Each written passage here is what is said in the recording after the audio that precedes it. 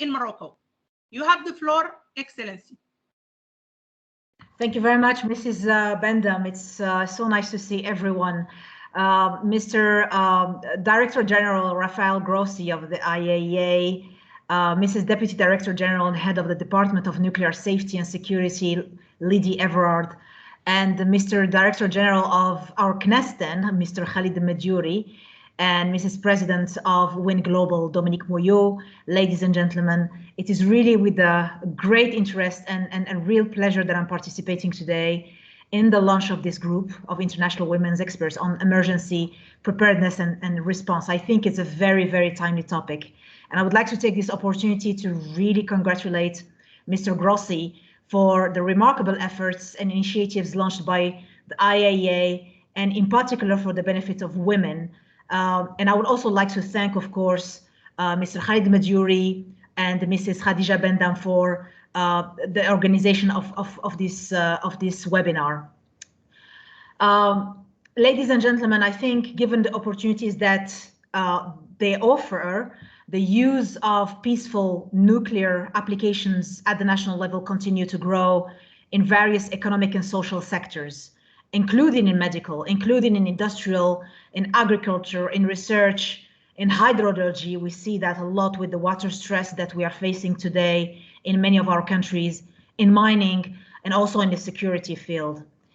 So in order to really ensure a safe and secure deployment of these applications, our country, Morocco, has ratified all the international instruments adopted under the auspices of the IAEA, related, of course, to nuclear and radiological safety and security, related to civil liability in the event of damage and safeguards, including, of course, the Convention on Early Notification of a Nuclear Accident and the Convention on Assistance in the case of a nuclear accident or radiological emergency. So preparation for the various risks have become really an imperative for the protection and preservation of the citizens' health and property. So limiting damages and losses requires effective planning and thoughtful and up-to-date preparation. I would not push it as saying that women are very well prepared for that, but I'm getting there.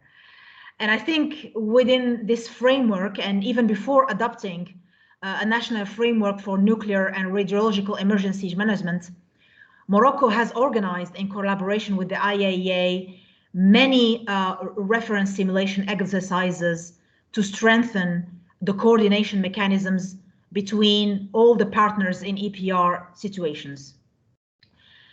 Ladies and gentlemen, the development of nuclear applications inevitably evolves upgrading the national nuclear legal and regulatory arsenal. We have promulgated some laws, including Law 142/12 related to nuclear and radiological safety and security, and we created the Moroccan Agency for Nuclear and Radiological Safety and Security, AMSNUR, that is an independent regulatory authority responsible for ensuring safety and security compliance of activities and installations that are involved. So as part of the implementation of the law, the Ministry of Energy Transition and Sustainable Development, which is the Secretariat of the National Council for Nuclear Energy and President of the Commission of Nuclear Regulation, has taken a set of measures to upgrade the national nuclear legislative and regulatory framework. And we have also examined 8 other draft decrees for the application of the law, and all the rated reports have been already transmitted to the government, to the General Secretariat of the government in this regard.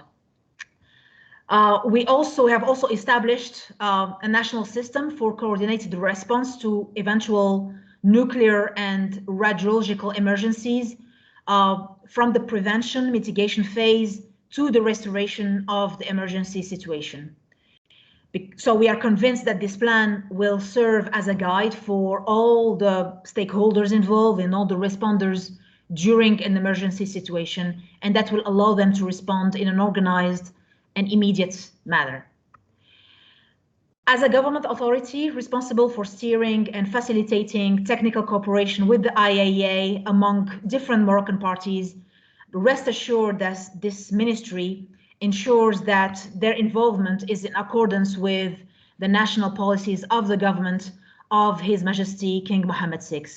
It has a particular interest in the involvement of women in the implementation of projects, included in the cooperation framework, of course, but also through participation in scientific visits, in workshops, in trainings, and of course in conferences and seminars, nationally and internationally. And Morocco, of course, ensures that it draws, that it gets inspired from the work of the agency in terms of the involvement and achievements of women in the nuclear field, as well as the concerns and challenges that women may face in the field of EPR. So aware of the importance of building an inclusive staff composed of both men and women who stimulate scientific and technological innovation, this ministry has initiated the gender approach in this department through the creation of a gender unit in order to contribute to the integration of an institutional gender approach in all the strategies, programs, and projects of the department, particularly when it comes to the field of EPR. Morocco currently has among its workforce and skill set women working in various international and national nuclear institutions and structures, including in this ministry, but also in CNESTEN, in AMSNOR, in nuclear medicine services and universities. They all have distinguished themselves by their involvement and dedication in such a reliable and difficult sector, and I'm all proud of them.